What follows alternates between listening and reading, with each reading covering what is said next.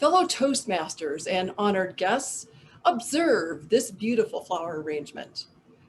These beautiful blooms did not begin their lives in this glorious splendor. They began as tiny, almost invisible seeds, and after receiving sunlight, water, and nutrition, these seeds became beautiful carnations that smell like heaven on earth.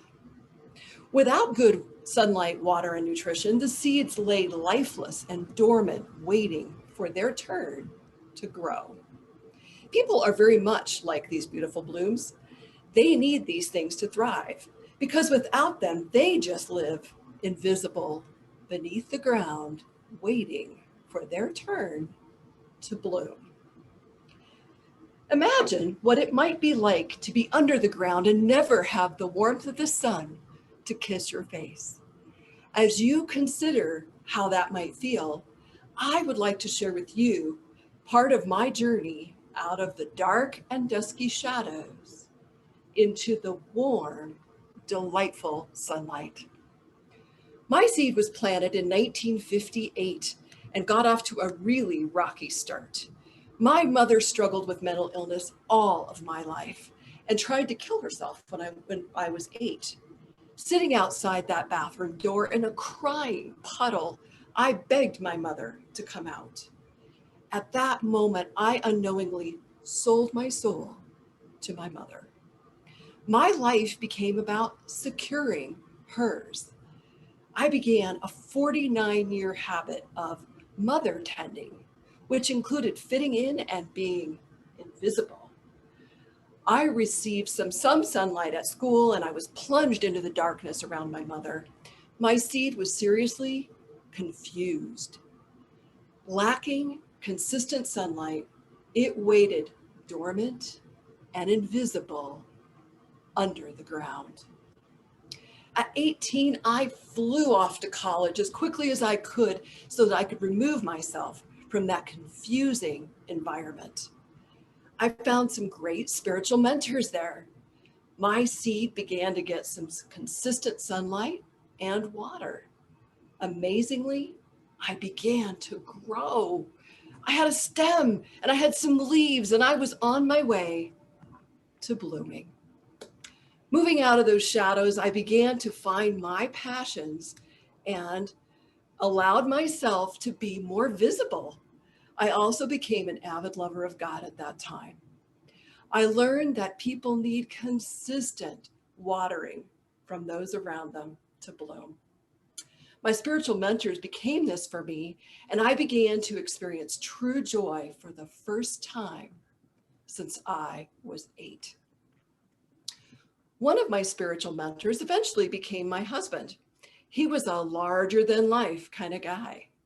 With his personality and my previous history with my mother, it was cushy and comfortable for me to choose to live his life and to take up residence in those shadows once more. Because I made the choice to fit in and not be myself again, my joy and my power were missing in action. After being married for 37 and a half years and raising 9 children, it's amazing that my plant did not just croak. It still had leaves and a stem, but it had never bloomed because any energy for blooming was given away to support others. Do you see a pattern here? Strangely enough, I did not. As life seasons changed, so did the people around me. And in 2015, my mother passed away. My last child moved out in April of 2018, and my husband passed away in September of that year. I had no more lives to support. I was left with me, just me. That never blooming plant was just standing there in the middle of the field all by itself. And because this was scary, I busied myself so I didn't have to deal with that fear. During COVID, though, I was forced to stop. God began to show me this lifelong pattern and politely asked me if I wanted to continue. My answer was a decisive no. I desperately wanted to bloom. As I look back on this 54-year journey, a few aha thoughts come to mind. Fitting in sucks, and being invisible, well, that's overrated.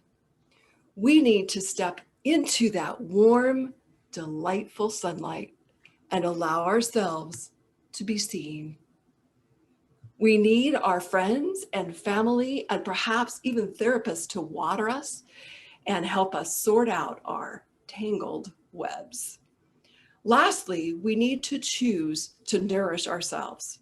I spent so many years waiting for others to nourish me as I had done for them, but they never did. I learned I needed to do that for myself.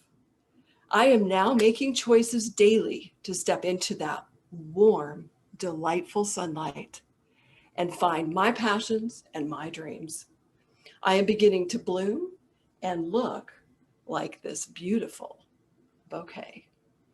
Choose to bloom now. Thank you, Madam Toastmaster.